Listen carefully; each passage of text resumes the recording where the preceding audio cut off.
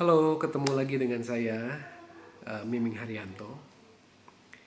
Saudara, apakah pasanganmu bekerja juga?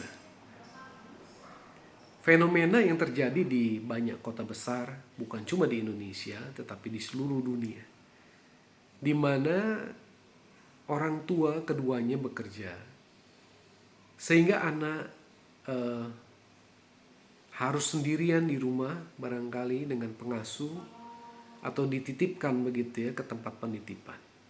Dan akibatnya apa? Akibatnya seringkali waktu kita bersama dengan anak kita menjadi sangat terbatas.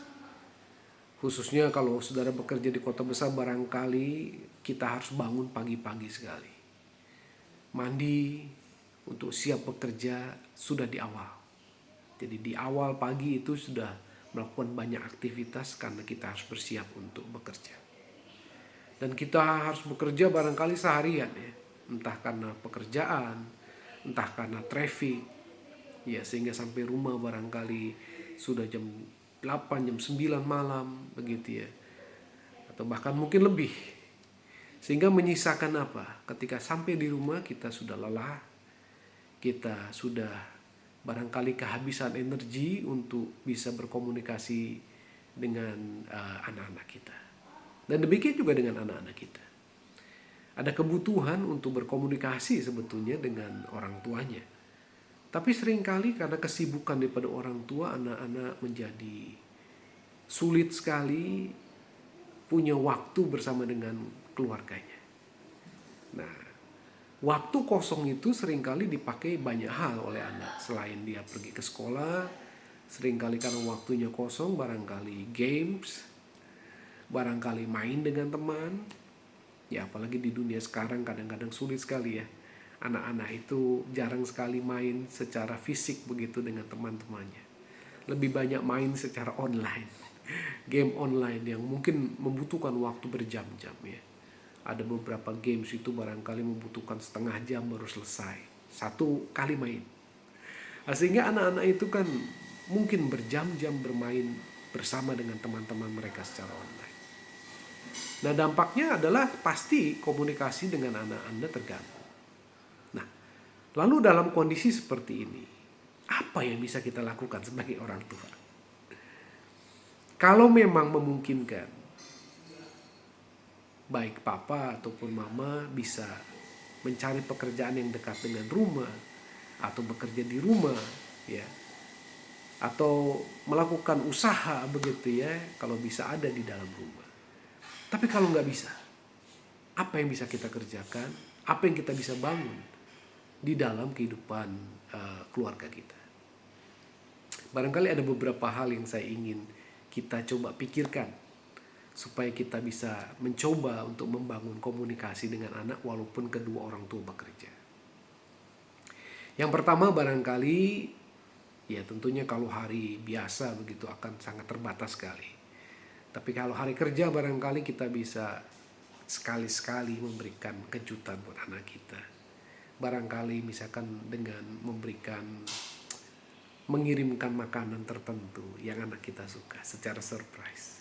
Sambil ada barangkali kata-kata atau apapun.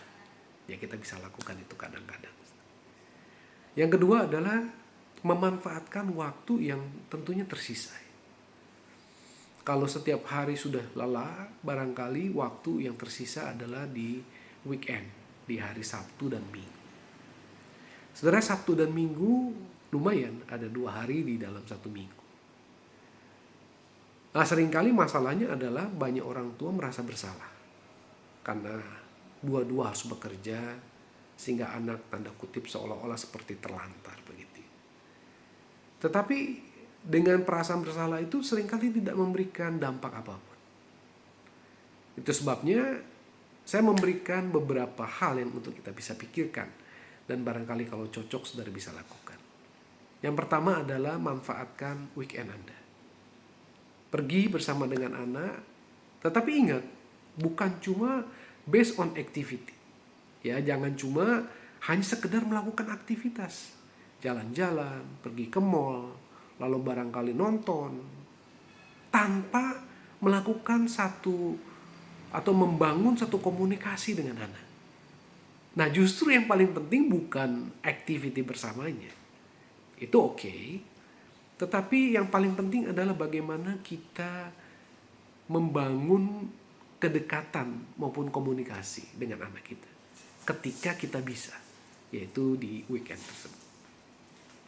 Bangun komunikasi, dan komunikasinya berupa dialog, ya. Jadi jangan cuma kita mau ngomong apa kita sampaikan pada hari itu. Belum tentu anak Anda mendengarkan Anda. Belum tentu dia mendengar. Ya, justru mungkin dia malah makin kesal, atau mungkin ya oke, tetapi sebetulnya dia nggak menangkap apa yang saudara maksudkan.